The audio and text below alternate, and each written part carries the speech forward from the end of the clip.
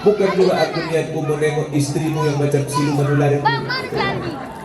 Tapi aku kemari mau nengok cucuku. Karena kalau sudah aku tengok hidung cucuku yang kombang itu, teringat aku hidup mendiang ayah tahu. Waktu sambil menangis. Bayangkan ibu itu, air mata yang ibu jatuhkan itu akan mendatangkan kesulitan, itu akan mendatangkan petaka buat anak ibu. Maka saya pesan, tolong jaga lisan, jangan pernah seringkan, jangan pernah dawamkan, jangan pernah lakukan mengucapkan perkataan-perkataan yang tidak baik untuk anak dan keturunan kita. Karena yakinlah ibu, sumpah ibu itu luar biasa. Sumpah ibu itu akan mendatangkan petaka. Walau tidak seperti maling kundang, begitu ibu sumpah langsung dia jadi batu.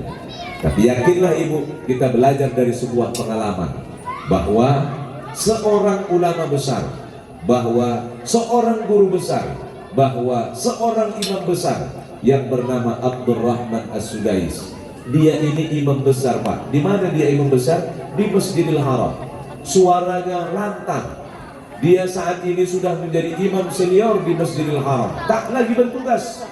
Pala dia bertugas hanya dalam hari-hari besar. Malam 17 Ramadan, malam terakhir Ramadan, malam-malam ganjil setiap malam Jumat di bulan Ramadan. Itu aja dia imam. Tidak dia lagi tugas dalam sholat 5 waktu. Ibu tahu berapa gaji dia? Hanya menjadi imam besar di Masjidil Haram. Tak kerja. Dia digaji sampai dengan 200 juta per bulan. Abdurrahman Sudais. Bulan kok, dia mau bulan ini mau masuk kuis nih, mau masuk kuis. Hah? Kuis? Ayo kita mainkan, 5 menit lagi. Cantik juga bulan, cantik. Nah, kalau kita lihat Abdurrahman As-Sudais ini seperti apa dia rupanya Ustaz? Dia ulama besar, dia guru besar. Apakah memang dulu dia waktu kecilnya itu dia orang baik? Sebab dia ulama? Tidak, belum tentu. Ulama yang besar, banyak ilmu, jadi panutan orang, belum tentu masa kecilnya itu, belum tentu masa remajanya dia baik. Abdurrahman Sudais dalam sebuah hikayat cerita tentang beliau bahwa ternyata ulama besar Arab Saudi ini ketika kecilnya diceritakan bahwa dia anak yang paling jahat di kampungnya pada saat itu.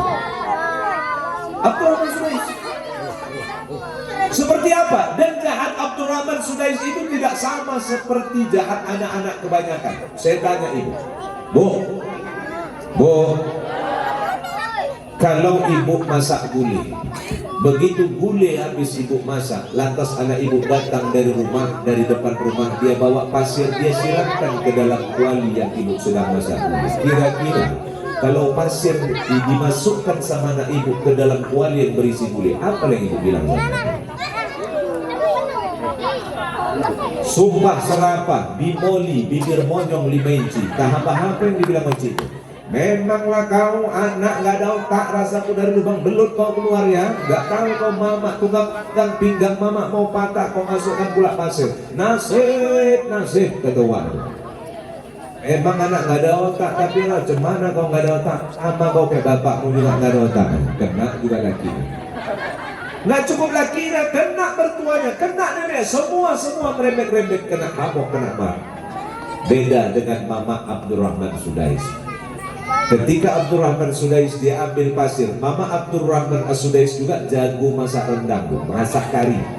Orang kampung di Mekah itu, banyak wanita-wanita di Mekah itu, salah satu kepandaian orang-orang Saudi itu kan Pak, kalau masak kari nggak ada baik, nggak ada tandingannya. Mama Abdurrahman Sudais itu jago masak kari, sehingga orang-orang kampung kalau mau masak kari minta dimasakkan sama Mama Abdurrahman Sudais. Begitu mamanya memasak kari, Abdurrahman Sudais dari depan rumahnya ambil pasir, begitu karinya masak, dia masukkan pasir ke dalam kuali kari yang dimasak mamanya. Apa dikatakan seorang ibu kepada anaknya? Ya Allah ya Karim, jadi imam lah kau nanti anaknya, jadi ulama lah kau nanti anaknya. Itulah yang diucapkan oleh seorang ibu kepada anaknya.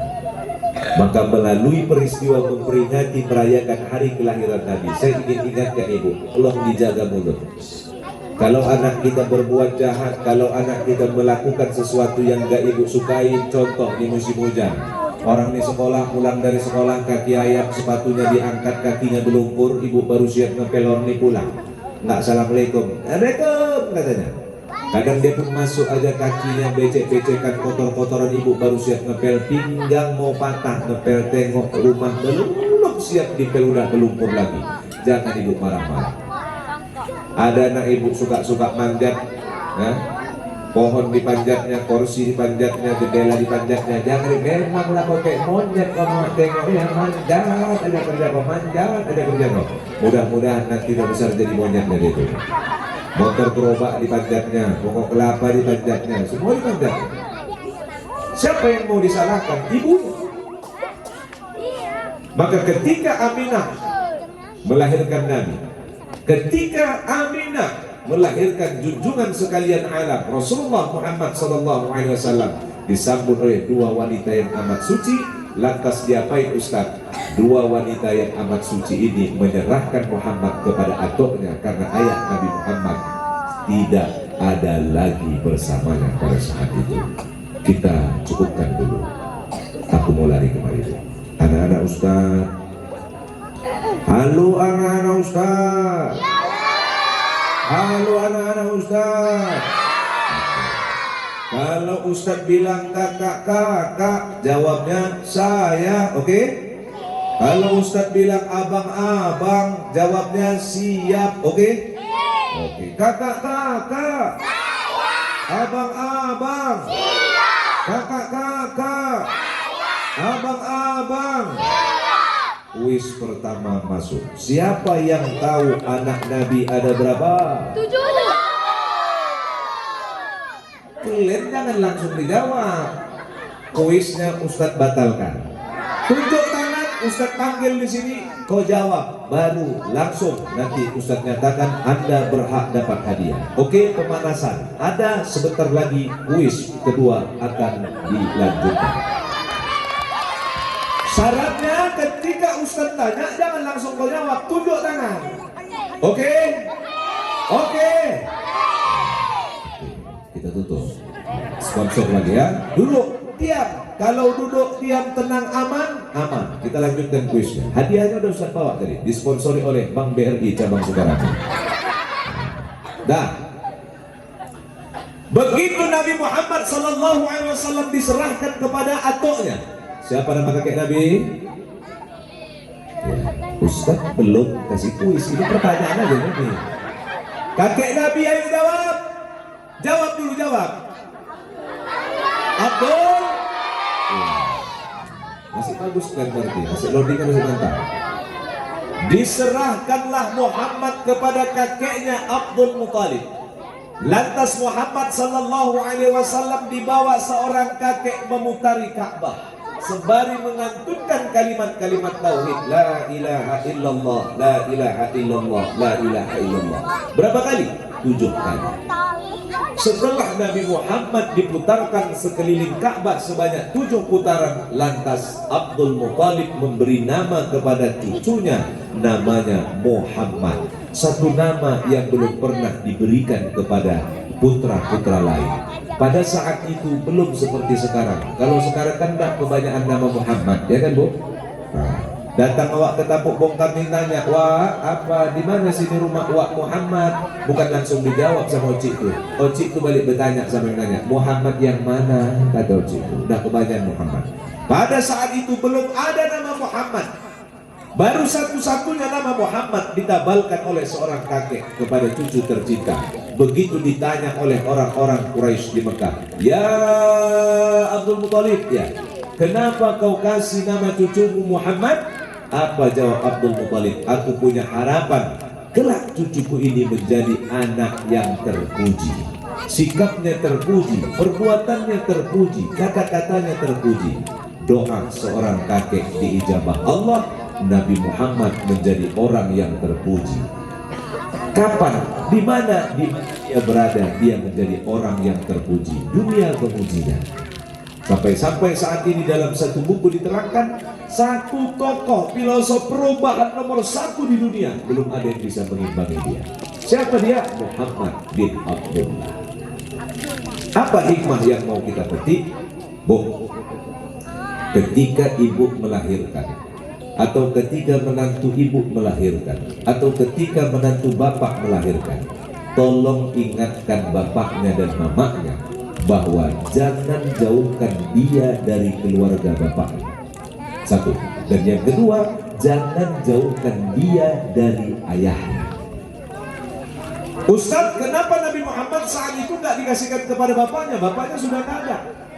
Dikasihkan kepada Abdul Muthalib. Maka orang yang pertama yang layak menerima, memegang, menyambut kelahiran seorang anak adalah seorang ayah. Maka Pak, kalau istri ada apa ini? Ada demo? Hah?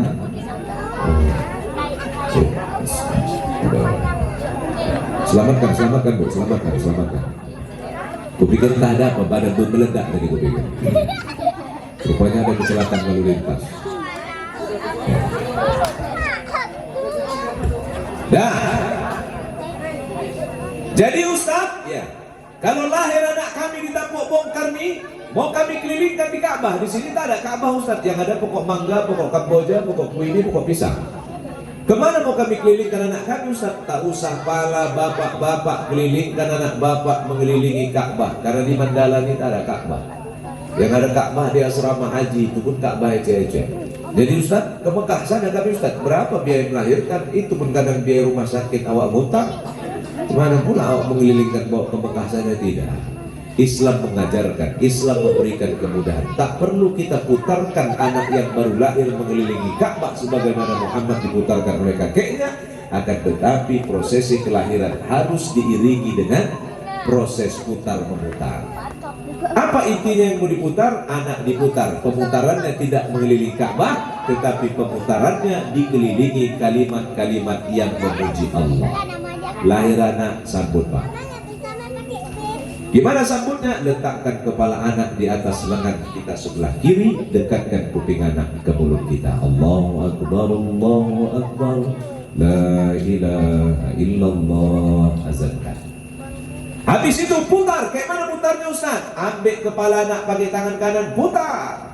Kepala anak di atas tangan kanan kita, kuping kirinya dekat dengan mulut kita. Diapain Ustaz? Diikomatkan. Az-zinu mauladakum fi uzunil yumna wal iqamah fi uzunil yusra. Azankan anakmu yang lahir itu di kuping kanannya, komatkan di kuping kirinya.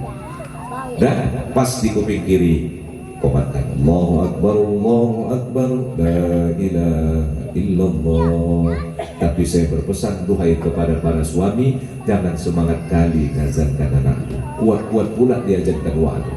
Allahu Akbar, Allahu Akbar.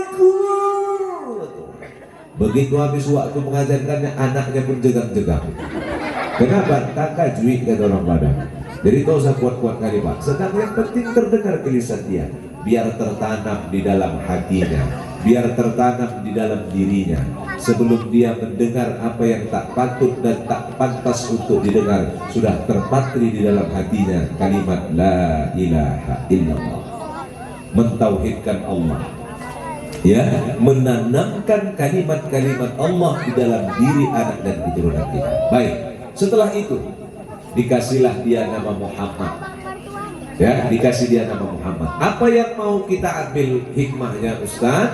Ketika Abdul Muthalib habis dikelilingkannya anaknya, antara la ilaha illallah, dia dikelilingkan di Ka'bah. Kita sekarang tak perlu kita kelilingkan di Ka'bah lagi, cukup kita kelilingkan dengan kalimat-kalimat tauhid, la ilaha illallah Muhammadur Rasulullah.